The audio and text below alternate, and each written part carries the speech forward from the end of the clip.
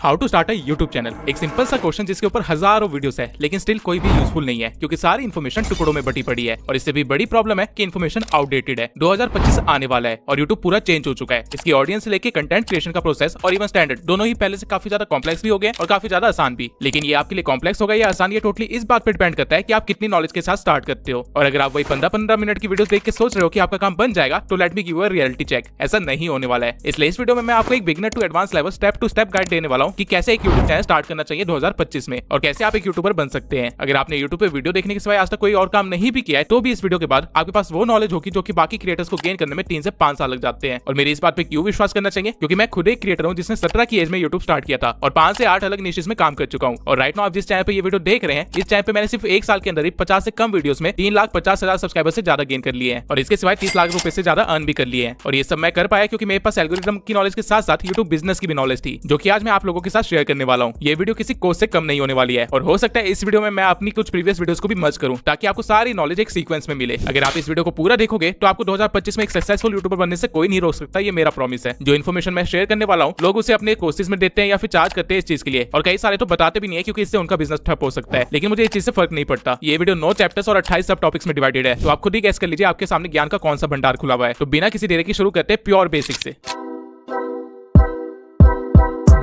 YouTube को छोड़ के 18 ऐसे और सोशल मीडिया प्लेटफॉर्म्स है जो कि पे करते हैं, लेकिन हम YouTube पे ही क्यों काम करें और सिर्फ YouTube का ही इतना बोलबाला क्यों है? क्योंकि YouTube एक स्नोबॉल इफेक्ट की तरह काम करता है। बाकी सोशल मीडिया पे चीजें ट्रेंड के अकॉर्डिंग चलती है और फिर गायब हो जाती है। जो रील आपने 2022 में देखी थी, अगर उसे आप आज ढूंढने बैठोगे तो आपको वो मिलेगी ही नहीं, क्योंकि उस रील का ट्रेंड खत्म हो चुका है। इवन हो सकता है कि आपको वो क्रिएटर भी ना मिले, क्योंकि अब वो क्रिएटर रेलिवेंट नहीं रहा। ट्रेंड चेंज हो गया, कंटेंट चेंज हो गया और लोगों ने क्रिएटर को छोड़ दिया और किसी और क्रिएटर को देखना शुरू कर दिया। एज अ रिजल्ट उस क्रिएटर का करियर शुरू होते ही खत्म हो गया। उसने जो भी पैसे कमाए होंगे वो तब तक ही कमाए होंगे जब तक उसकी रील्स चल रही थी, लेकिन उसके बंद होते ही उसने कुछ कमाया होगा। वहीं YouTube पे ऐसा बिल्कुल भी नहीं है। YouTube पे आप एक बार कोई वीडियो बना के डाल दो तो उसके पैसे आपको तब तक आते रहेंगे जब तक आप जिंदा है। आप खुद कभी नोटिस करना कि आपको YouTube चलाते हुए 2 साल 5 साल पुराना भी कंटेंट सजेस्ट हो जाता है। इवन कई बार तो 10 साल पुराना कंटेंट भी सजेस्ट हो जाता है। और जब तक कंटेंट सजेस्ट हो रहा है, यानी लोगों की फीड में आ रहा है, तब तक क्रिएटर पैसे कमा रहा है। इसको आप इस वे में भी ले सकते हैं कि बाकी सारे सोशल मीडिया प्लेटफॉर्म से एक कंटेंट की फीड है जहां चीजें आ रही है और जा रही है, लेकिन YouTube एक कंटेंट लाइब्रेरी है जहां पे चीजें स्टोर हो रही है। तो एक मेन रीजन YouTube को चूज करने का यही है कि यहाँ पे स्टेबिलिटी बहुत ज्यादा है। इस प्लेटफॉर्म को आप एक लाइफ टाइम करियर की तरह भी परस्यू कर सकते हो। इसके अलावा YouTube 2005 से चल रहा है और अभी तक 122 मिलियन लोग इसे रोज चलाते हैं और इस पे कंटेंट देखते हैं, यानी कि 12 करोड़ लोग रोज एक ही प्लेटफॉर्म चला रहे हैं। तो ऑब्वियसली कमिंग फ्यूचर में इसके बैन होने का तो कोई भी स्कोप नहीं है, क्योंकि ये खुद में एक पूरी इकोनॉमी भी चला रही है। अगर आज इंडिया में यूट्यूब बंद हो जाता है तो पूरी 16,000 करोड़ की इकोनॉमी को इफेक्ट पड़ेगा और ऑब्वियसली सरकार खुद का इतना बड़ा लॉस तो नहीं करवाने वाली है। इसलिए टिकटॉक की तरह ये कोई रिस्की प्लेटफॉर्म नहीं है, बल्कि सबसे सिक्योर्ड प्लेटफॉर्म है। तो अगर मैं आपको शॉर्ट में समझाऊं तो यहाँ पे पैसा लाइफ टाइम है, स्टेबिलिटी भी है और फ्यूचर सिक्योरिटी भी है और क्रिएटिव फ्रीडम तो भर भर की है। और ये इनफ है आपके लिए इस प्लेटफॉर्म को सीरियसली लेने के लिए, क्योंकि आजकल ये चारों चीजें तो किसी जॉब में भी नहीं मिलती। इसके सिवाय यूट्यूब से जो फेम मिलता है और जो पैसे मिलते हैं वो आपकी जिंदगी बदलने का पोटेंशियल रखते हैं। और इसका प्रूफ मुझे दिखाने की जरूरत नहीं है, आप लोग ये वीडियो देख रहे हो तो आपको ऑब्वियसली ये चीज पता होगी। रही बात अर्निंग की, तो मैं खुद एक छोटा क्रिएटर होकर भी इस साल 30 लाख रुपए से ज्यादा कमा चुका हूं सिर्फ यूट्यूब से, और मेरी एज अभी सिर्फ 20 साल है। इंडिया में एक सॉफ्टवेयर इंजीनियर की एनुअल सैलरी 10 लाख रुपए होती है, यानी कि अगर एक तरह से देखा जाए तो मैंने एक सॉफ्टवेयर इंजीनियर से 3 गुना ज्यादा कमाया इस साल। और ये चीज बोल के मैं किसी इंजीनियर की डिसरिस्पेक्ट नहीं कर रहा, I really respect them, but मैं आपको एक करियर ऑप्शन दिखा रहा हूं जो कि आपको ट्रेडिशनल एजुकेशन सिस्टम नहीं दिखाने वाला है। इवन आपके पेरेंट्स भी आपको ये चीजें नहीं बोलने वाले, क्योंकि उनको खुद को भी नहीं पता। और रही बात बाकी यूट्यूबर्स की, तो ऑब्वियसली वो तो अपना कॉम्पिटिटर्स नहीं बढ़ाना चाहेंगे, तो क्यों ही बताएंगे।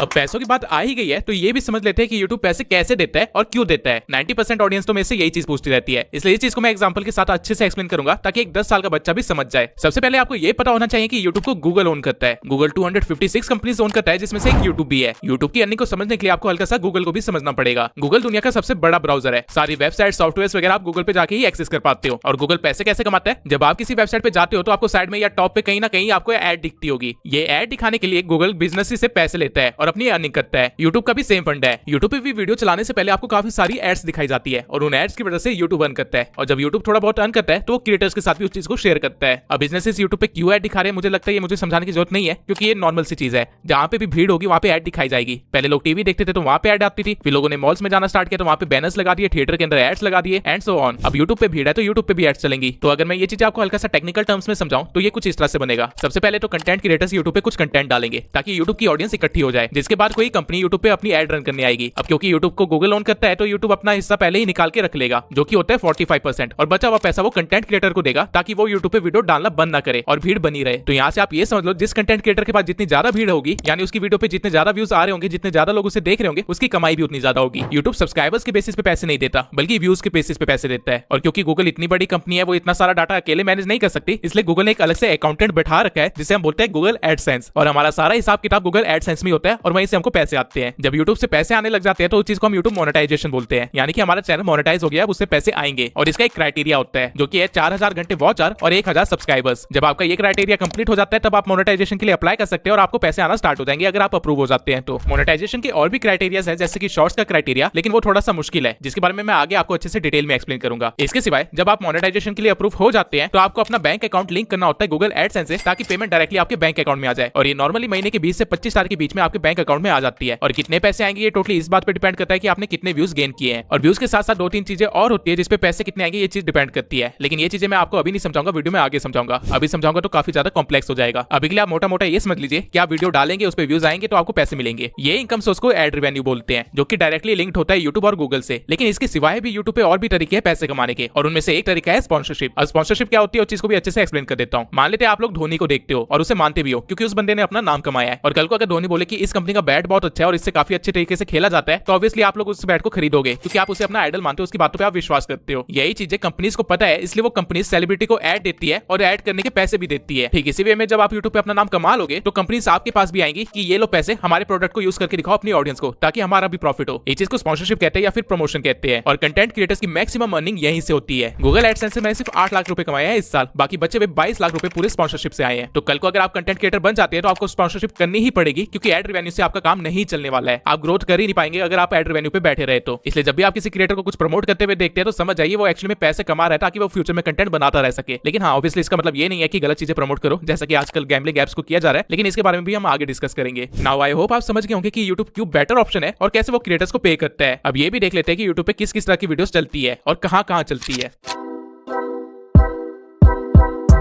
YouTube शायद एक लौटा ऐसा प्लेटफॉर्म है जिसपे 2 साल के बच्चे से लेके एक 75 इयर्स का बूढ़ा भी कंटेंट कंज्यूम कर रहा होगा। और ये कोई फिक्शनल डाटा नहीं है। YouTube किड्स, जहाँ पे बच्चों का कंटेंट डलता है, like nursery rhymes, moral stories, toy reviews, Pega pig and so on, वहाँ पे डेली के 500 मिलियन व्यूज जा रहे हैं, यानी कि 50 करोड़ बच्चे डेली कंटेंट कंज्यूम कर रहे हैं वहाँ पे। और नॉर्मल YouTube पे डेली के 122 मिलियन एक्टिव व्यूज आते हैं, जिसका डाटा मैं आपको स्क्रीन पे शो कर देता हूँ। इस डाटा से आपको ये पता चल जाएगा कि किस एज ग्रुप के कितने लोग YouTube चलाते हैं और उनको अगर नंबर में कन्वर्ट किया जाए तो वो कितने बनते हैं। नाउ जो चीज एक 13 साल का बच्चा देख रहा होगा, वो चीज कोई 40 साल वाला बंदा तो नहीं देख रहा होगा। इवन आप किसी भी एज ग्रुप को पकड़ लीजिए, उसमें भी आपको हद से ज्यादा वैरायटी दिख जाएगी। मैं अभी आपको कुछ ऐसी वीडियोस दिखाता हूं जो कि शायद आपने कभी देखी ही नहीं होगी।